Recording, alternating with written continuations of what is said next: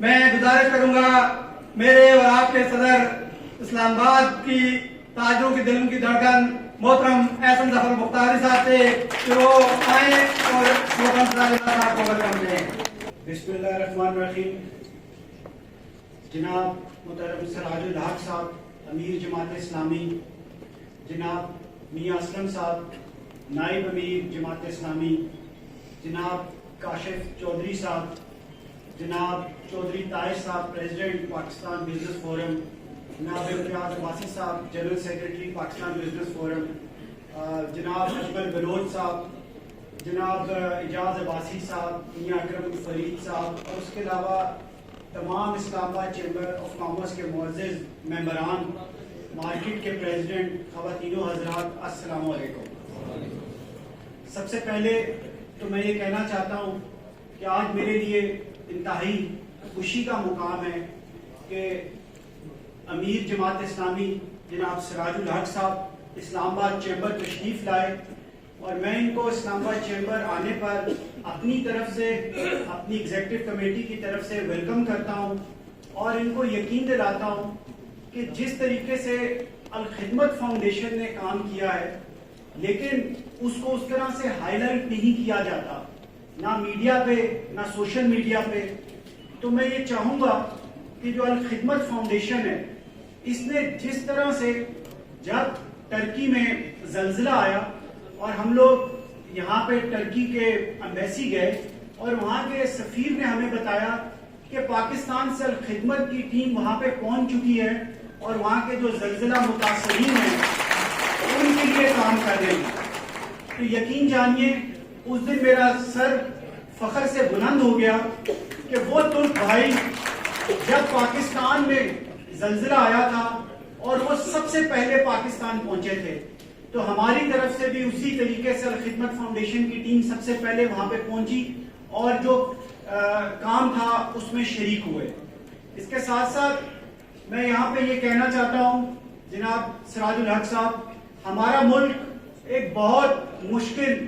Economic situation سے گزر رہا ہے، ہمارے ملک کی سیاسی پارٹیوں کے درمیان بہت سخت پولرائزیشن کر دی گئی ہے، اور میں ذاتی طور پہ یہ سمجھتا ہوں کہ تمام سیاسی پارٹیوں میں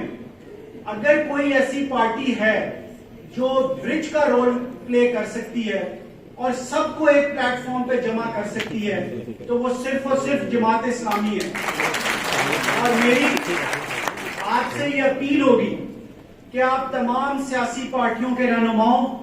سے ملاقات کریں اور ان سے گزارش کریں کہ پاکستان بہت بڑے اکنامک کرائسس سے گزر رہا ہے، اور یہ جو ابھی تھوڑی تھوڑی بہتری آنی شروع ہوئی ہے، اور اگر ہم اب بھی نہ ہم نے ہوش کے ناخن لیے تو خدا نخواستہ پاکستان کی جو سلامتی ہے وہ بھی خطرے میں پڑ سکتی ہے۔ تو میں سمجھتا ہوں کہ ہمارے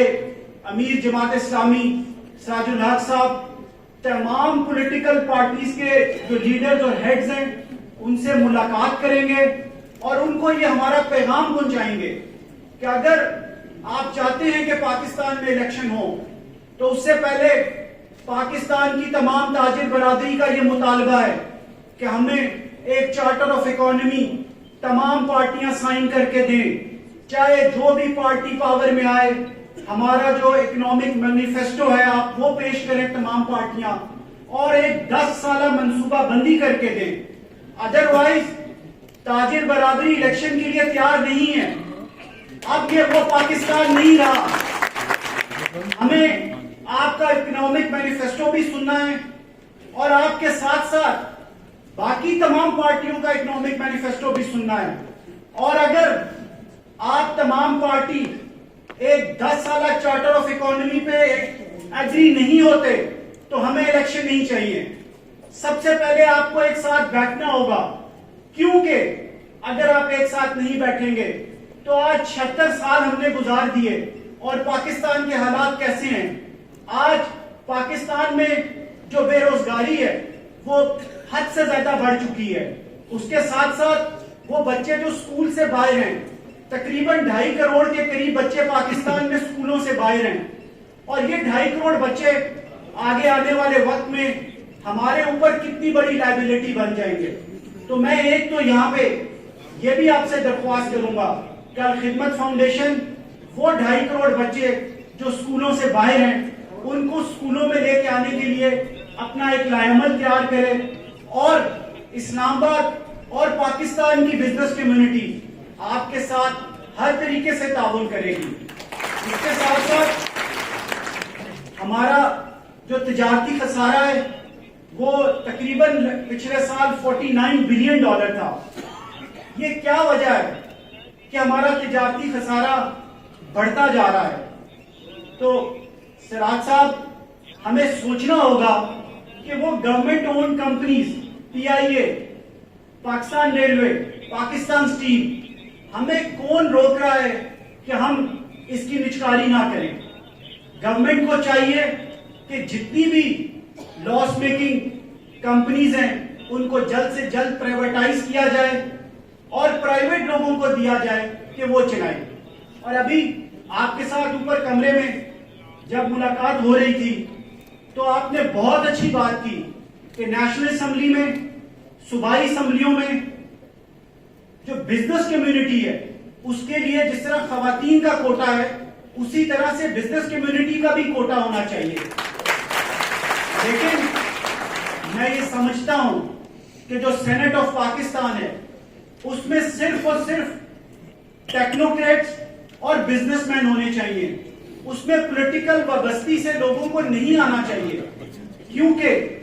سینٹ ایک ایسا ہاؤس ہے جہاں پہ ہمارے ملک کی پالیسی کے لیے تھنک ٹینک بیٹھ کے سوچتے ہیں کہ ہم نے کس طریقے سے ملک کو آگے لے کے بڑھنا ہے. اور اگر وہاں پہ ایسے لوگوں کو لایا جائے گا جو ڈیلیور نہیں کر سکتے تو میں سمجھتا ہوں کہ پاکستان کبھی آگے نہیں جا سکے گا. میں یہاں پہ یہ بھی کہنا چاہتا ہوں کہ ہمیں یہاں پہ جو KPK میں جس طرح سے ابھی عباسی صاحب بتا رہے تھے کہ آپ 2 دفعہ سینئر وزیر رہے, آپ اس کے ساتھ ساتھ سینیٹر بھی رہے, 2002 میں MMA کی گورنمنٹ تھی, تو ایسی کیا چیزیں تھیں جس نے آپ کی پارٹی کو ڈیلیور کرنے سے روکا؟ ہم آج آپ سے یہ سوال بھی کرتے ہیں, اور ہم یہ سمجھتے ہیں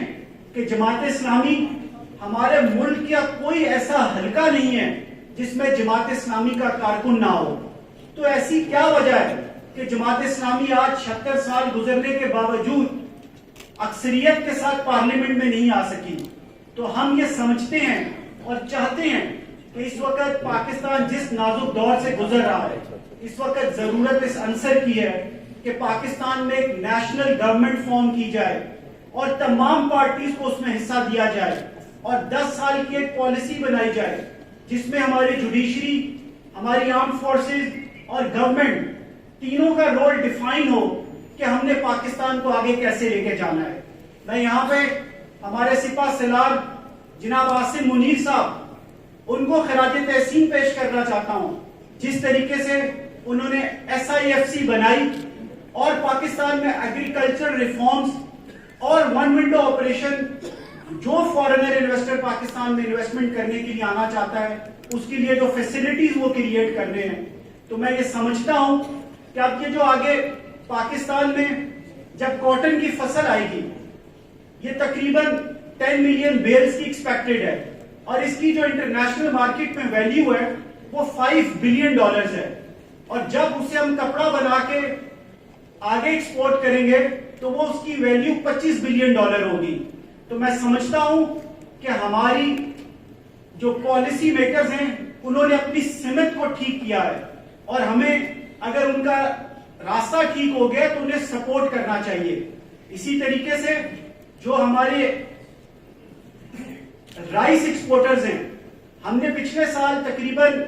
$2.5 بلین کے رائس ایکسپورٹ کیے, اور اس سال جو ہماری چاول کی فصل آئے گی تو ہمیں امید ہے کہ گورنمنٹ تقریباً $5 بلین کے چاول ایکسپورٹ کرے گی. اس کے علاوہ یہ جو پالیسیز بن رہی ہیں کہ ہم کس طریقے سے اپنے امپورٹ بل کو کم کر سکتے ہیں اور کس طریقے سے اپنی ایکسپورٹس بڑھا سکتے ہیں, یہ سب پالیسیز ایک رائٹ ڈائریکشن میں بننی شروع ہو گئی ہیں, اور جو لوگ اس کے بارے میں سوچ رہے ہیں میں سمجھتا ہوں کہ ان کے دل میں سب سے پہلے پاکستان دھڑکتا ہے. تو ہمیں ان کو سپورٹ کرنا چاہیے, ان کو مضبوط کرنا چاہیے, تاکہ پاکستان آنے والے وقت میں آپ کے بچوں کے لیے, ہمارے بچوں کے لیے رہنے کی ایک محفوظ جگہ بن سکے, ان کے لیے روزگار کے مواقع یہاں پہ میسر ہوں. اور جس طریقے سے لوگ یہ کہہ رہے ہیں کہ پاکستان سے لوگ باہر جا رہے ہیں, میں آپ کو یہ کہنا چاہتا ہوں وہ پاکستان کے لوگوں میں مایوسی پھیلا رہے ہیں. لوگ یہیں پہ ہیں, یہیں پہ اپنا کاروبار کر رہے ہیں, یہیں پہ اپنا کاروبار ایکسپینڈ کر رہے ہیں. ہمارے سامنے چودھری طاہر صاحب کی مثال موجود ہے. ان حالات کے باوجود انہوں نے پچھلے 1 سال میں 4 اپنی برانچز کا افتتاح کیا. تو کون کہہ رہا ہے کہ پاکستان کا تاجر, پاکستان کا انڈسٹریلسٹ پاکستان سے باہر جا رہا ہے؟ میں ان لوگوں کو جانتا ہوں.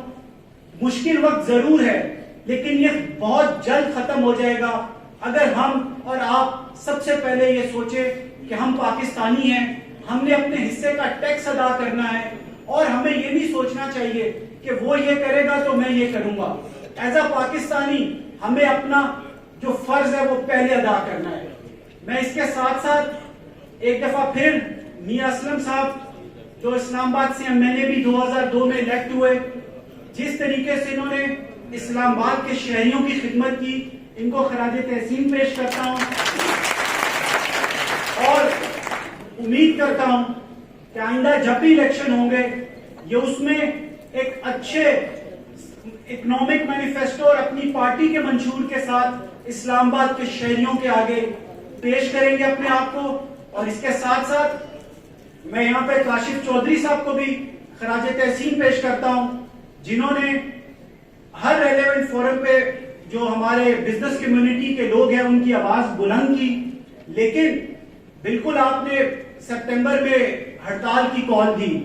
اختلاف رائے کرنا ہر کسی کا حق ہوتا ہے, لیکن ہڑتال پہلے ہی ہمارے لوگ اتنی مشکل حالات سے گزر رہے ہیں کہ وہ بجلی کا بل نہیں دے سکتے, اور اگر ہم ہڑتال اور پہیہ جام کی باتیں کریں گے تو یہ اکانومی کا پہیہ جو چل رہا ہے وہ بھی چلنا بند ہو جائے گا. میں آپ کے پوائنٹ آف ویو سے اختلاف نہیں کرتا, ہمیں ہڑتال کرنی چاہیے, لیکن تب کرنی چاہیے جب ہمیں پتا ہو کہ جب تک ہمارے مطالبات پورے نہیں ہوں گے تو پھر ہم ہڑتال پہ بیٹھے رہیں گے. اس طرح ایک دن ہڑتال کرنا اور آدھی دکانیں کھلی ہونا اور آدھی بند ہونا, اس سے ہمارے جو چیزیں ہیں وہ حاصل نہیں ہو سکیں گی. اور میں یہاں پہ